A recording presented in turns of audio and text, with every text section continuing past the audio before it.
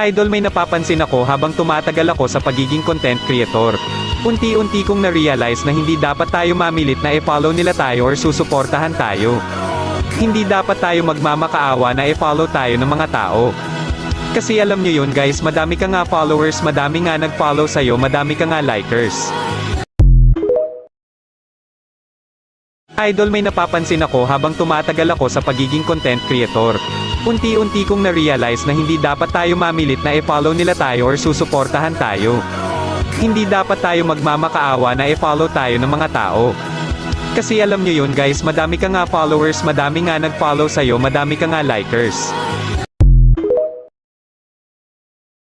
Idol, may napapansin ako habang tumatagal ako sa pagiging content creator.